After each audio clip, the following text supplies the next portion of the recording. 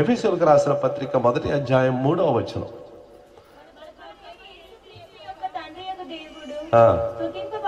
స్తుతింపబడును గాక క్రీస్తు నందు పరలోక విషయములలో ఆత్మ సంబంధమైన ప్రతి ఆశీర్వాదమును అనుగ్రహించును అనుందా, అనుగ్రహించెను అనుందా? ఏమనుంది? మరి ఎందుకు ఆశీర్వాద కొరకు ప్రార్థన చేస్తున్నావు? ఆలోచన చేయాలి. అనేక సార్లు మన ప్రార్థనలు తప్పుడు ప్రార్థనలు.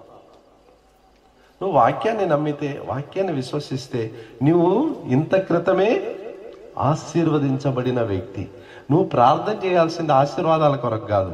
నువ్వు ప్రార్థన చేయాల్సింది, నేను ప్రార్థన చేయటానికి, ప్రభువా నాకు మీరు అనుగ్రహించిన ఆశీర్వాదాలు చూడటానికి నా కళ్ళు విప్పు ప్రభువా అని ప్రార్థన చేయాలి. అర్థమవుతుందండి?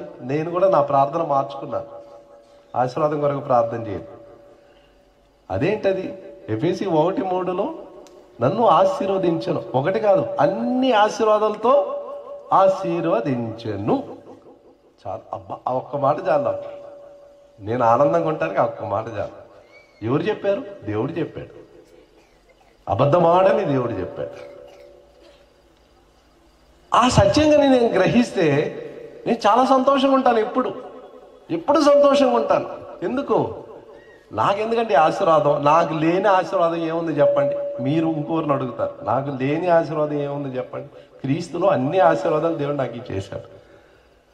మరి ఎందుకు దరిద్రుడిలాగా నేను పాట పాడుతున్నానంటే నా కళ్ళు తెరవబడలేదు, గుడ్డోడుగా ఉన్నాను, లేదు అంటూ ఉన్నాను. సరే, మీరు ఇంకొక మాట అడుగుతారు, ఇది పరలోక సంబంధమైన విషయాలు, ఆత్మీయ విషయాలు. మరి భౌతిక విషయాలు ఏంటండి? భౌతిక విషయాలు ఏంటి? 2 పేతురు 1వ అధ్యాయం 2 పేతురు 1వ అధ్యాయం 3వ వచనం.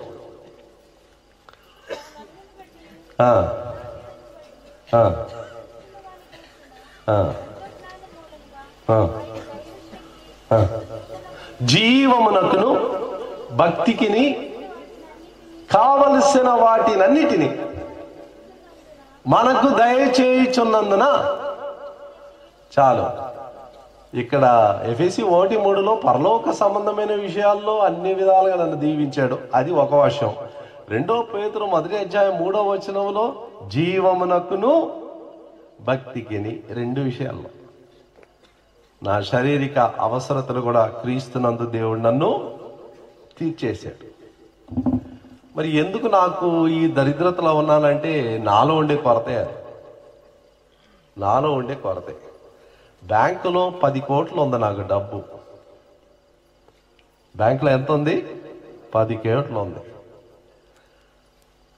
నాకు పాస్బుక్ ఇచ్చారు. బ్యాంకులో పాస్బుక్ అని ఇస్తారు, అందులో రాసి ఉంటుంది ఎంత డబ్బుని లెక్కలో ఉందని. చెక్ బుక్ ఒకటి ఇస్తారు.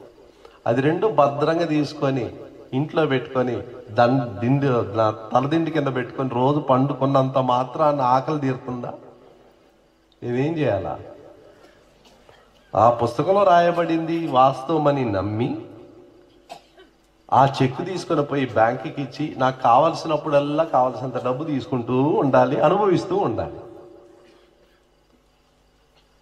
క్రైస్తవులు అనేకులు దరిద్రులుగా జీవించడానికి కారణం బ్యాంకులో డబ్బు ఉంది, దిండు కింద పుస్తకం ఉంది, జీవితంలో ఆకలి. ఎందుకు? నువ్వు నమ్మలేదు. దేవుడికి ఇచ్చిన వాగ్దానాలు నమ్మలేదు. దేవుడికి ఇచ్చిన ఆశీర్వాదాలు నమ్మలేదు. ఎప్పుడు మర్చిపోకండి.